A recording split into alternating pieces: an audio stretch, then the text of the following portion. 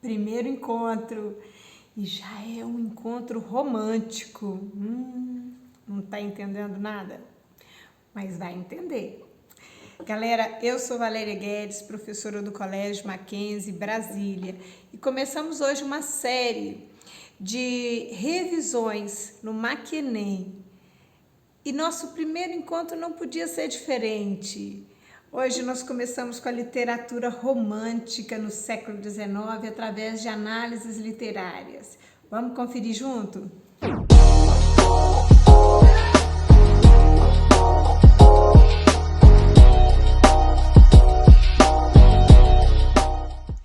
E o que foi o romantismo no Brasil?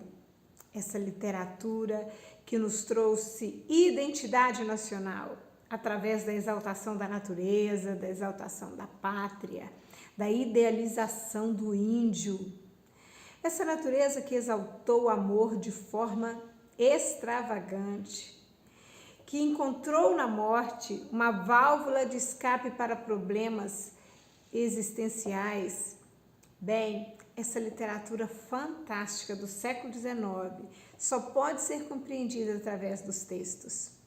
E vamos começar falando de um texto que todo mundo já conhece, Canção do Exílio. Minha terra tem palmeiras, onde canta o sabiá. As aves que aqui gorjeiam não gorjeiam como lá. Em cismar sozinho à noite, mais prazer encontro eu lá. Puxa, como assim? Bem, gente, esse jogo de aqui e lá é o jogo do saudosismo do poeta. Quando ele usa minha terra, essa função emotiva da linguagem, em que o eu lírico expõe seu sentimentalismo, em que o eu lírico, de forma exagerada, de forma exaltadora, eleva as características da sua pátria em comparação com outra, entre o advérbio aqui e o advérbio lá. Aqui era Portugal, onde o poeta estava exilado. Lá era o Brasil, a terra natal, a terra que gerou toda essa saudade. Quando ele fala assim, a minha terra tem palmeiras onde canta o sabiá, e as aves que aqui gorjeiam não gorjeiam como lá, a comparação, a imagem que se tem desse pássaro sabiá, a imagem, aliás, até as cores do sabiá, nos remetem às cores da bandeira do Brasil, porque o sabiá é aquele pássaro de plumagem meio amarelada mesmo. Bem, e ele fala assim, em cismar sozinho à noite. O que é cismar sozinho à noite? Olha esse sentimento aí de solidão. Mais prazer encontro eu lá.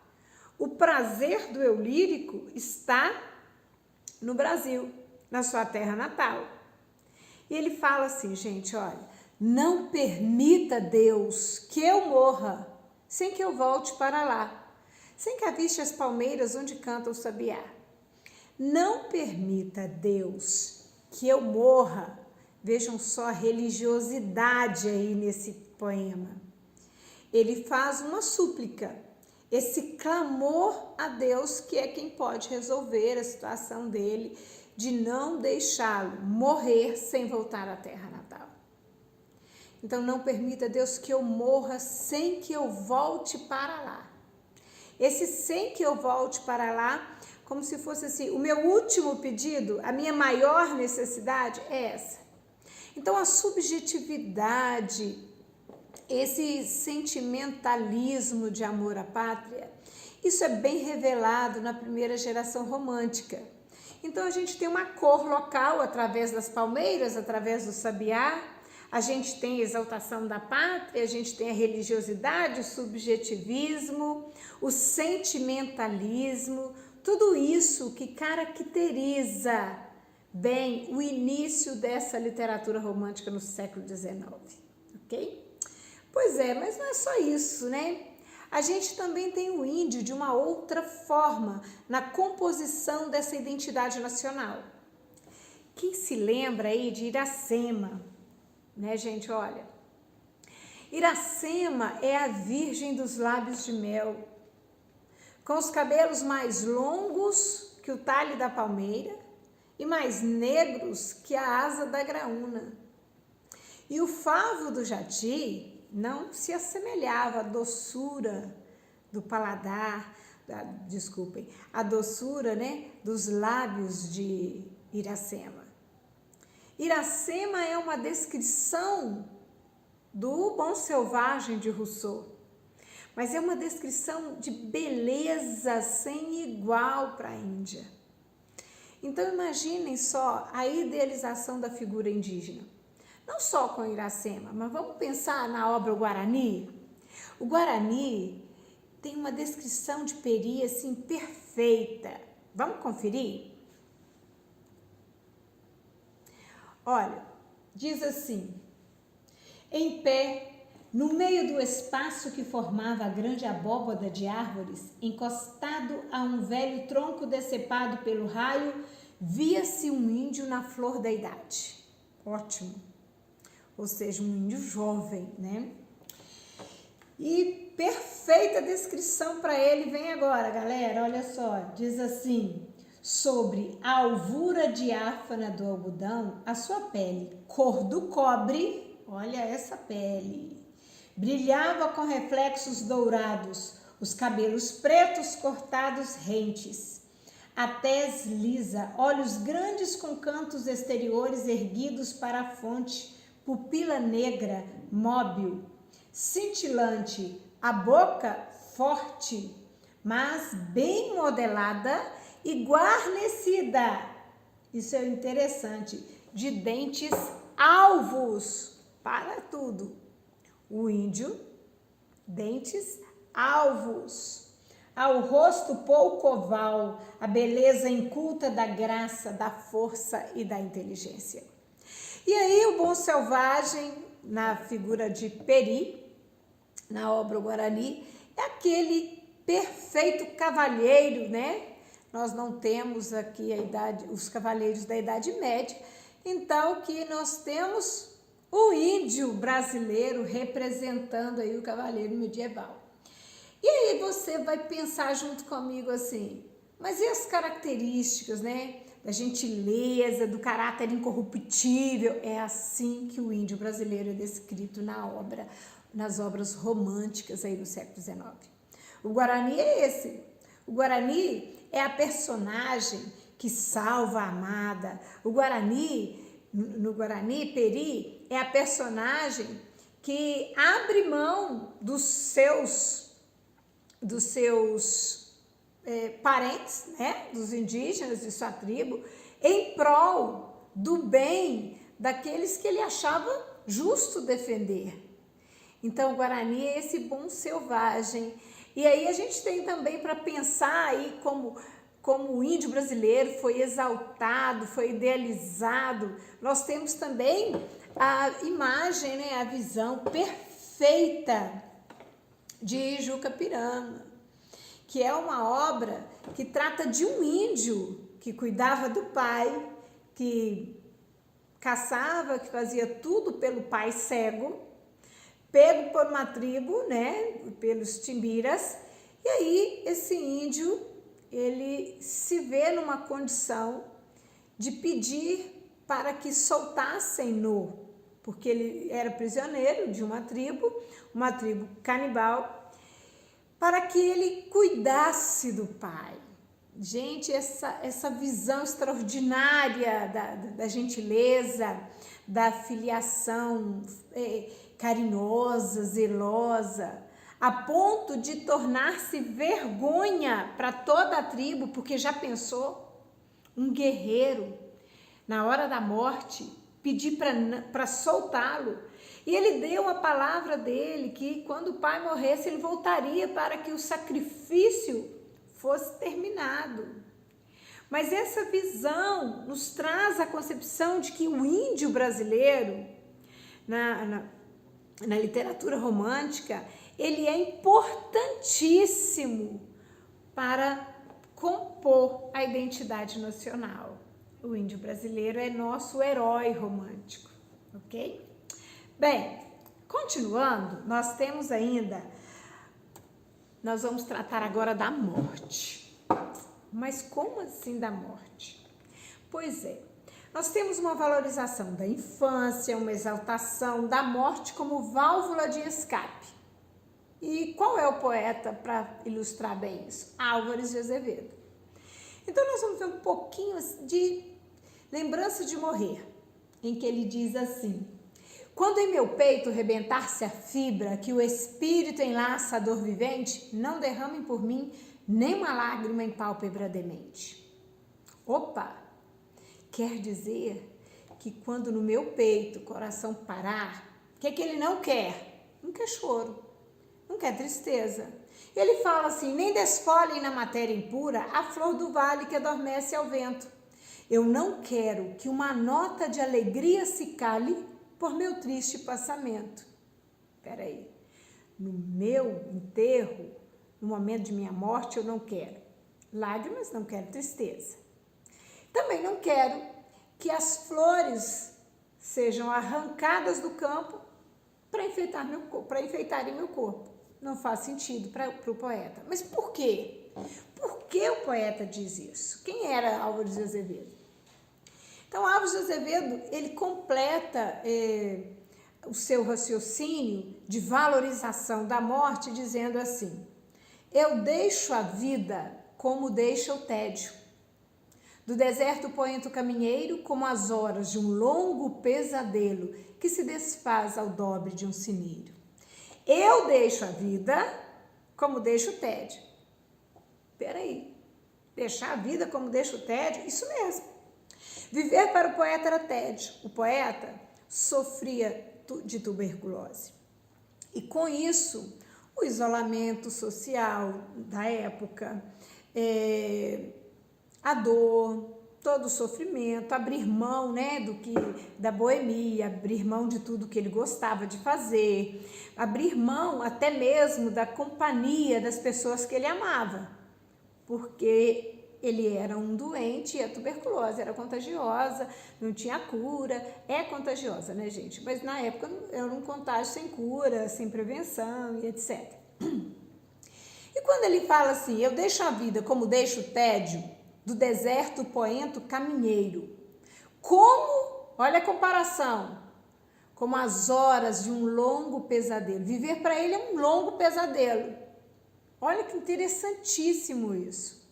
Por que é pesadelo? Por causa da dor que ele sentia, por causa da solidão que ele sentia. Então a morte é a saída para o eu lírico, é a válvula de escape do poeta. Por isso que quando o sineiro, ou seja, ele fala as horas de um longo pesadelo que se desfaz ao dobre de um sineiro. O que é isso? Os sinos anunciando a morte dele. É isso que anuncia o fim do pesadelo, que é viver. Mas viver de que forma? Viver nessa dor, viver nessa angústia, nesse sofrimento todo que o eu lírico vivia, ok? Bem, vamos ver mais um elemento dentro da literatura do século XVII? Nós vamos ver o negro na literatura. Bem, a gente tem uma literatura romântica em que a mulher é exaltada, em que o índio é exaltado, a gente ainda vai ver a figura feminina, em que a infância é muito exaltada, né? Porque a gente tem o poema Meus 8 Anos, por exemplo, de Casimiro de Abreu, que diz assim: ai, que saudades que eu tenho da aurora da minha vida, da minha infância querida que os anos não trazem mais. Que amor, que sonhos, que flores naquelas tardes fagueiras, à sombra das laranjeiras, debaixo dos bananeiros. Bem, à sombra das bananeiras, debaixo dos laranjais, ok? Bem, ai que saudade que eu tenho da aurora da minha vida. Gente, a aurora metaforiza, né, a infância. Então, por que essa infância, essa volta à infância? Isso também é o escapismo dentro da literatura romântica, porque é o ater-se ao passado, é a volta ao passado, é a volta à infância. Uma infância qualquer? Não. Uma infância que ele diz assim, olha, saudades da aurora da minha vida, minha infância querida, que os anos não trazem mais.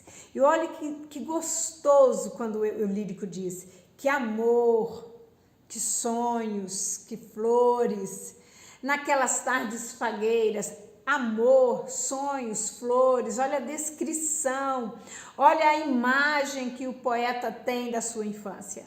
Isso também é uma válvula de escape, não somente a morte lá de Alves de Azevedo, mas também quando a gente vê aqui a presença dessa infância que traz alegria, que traz saudosismo e nos traz a ideia de que foi um tempo perfeito.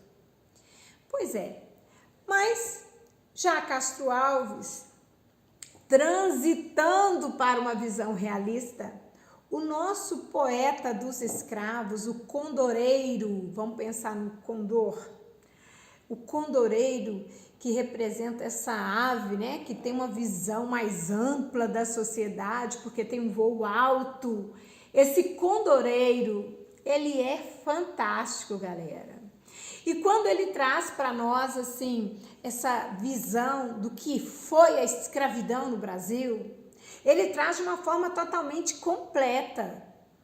Castro Alves foi um dos poetas, um dos poucos poetas em toda a história que tratou a escravidão no Brasil em todos os seus aspectos. E lindissimamente ele trata a questão da mulher dentro da escravidão. Não aquela visão das novelas, das telenovelas exibidas por aí, aquela visão em que a mulher negra, ela é a mucama e é amada. Não. Ele diz assim: negras mulheres suspendendo as tetas, magras crianças cujas bocas pretas regam sangue das mães. Outras moças mais nuas. Outras moças mais nuas. Vamos falar de dois tipos de mulheres e em que situação elas se encontravam. Essas mulheres estavam nas embarcações. O Castro Alves está falando no poema Navio Negreiro do tráfego, do período, do tempo em que essas mulheres se encontravam nos navios negreiros. E ele diz: negras mulheres que suspendem as crianças às tetas. Ele até põe uma crase: negras mulheres suspendendo às tetas, até as tetas, magras crianças cujas bocas pretas regam o sangue das mães. E olha, uma coisa que é muito interessante é a forma como ele fala da escassez de alimento dentro desses navios. Nós temos duas mulheres. Esta mulher, que já é mãe, e ele usa lindamente, ele usa outras quem? Outras mulheres, moças, porém nuas, no turbilhão de aspectos arrastradas, choram mágoas e ânsias, vãs, ou seja, em vão. Outras mulheres que são moças, arrastadas. Mas quem são esses espectros? Ele trata da violência sexual dentro dos navios negreiros. Na verdade, as mulheres, elas eram suspendidas, amarradas, suspensas, também com as bocas amordaçadas. E ali essas mulheres ficavam nuas, expostas, para que os marinheiros explorassem sexualmente essas mulheres, da forma que bem quisessem.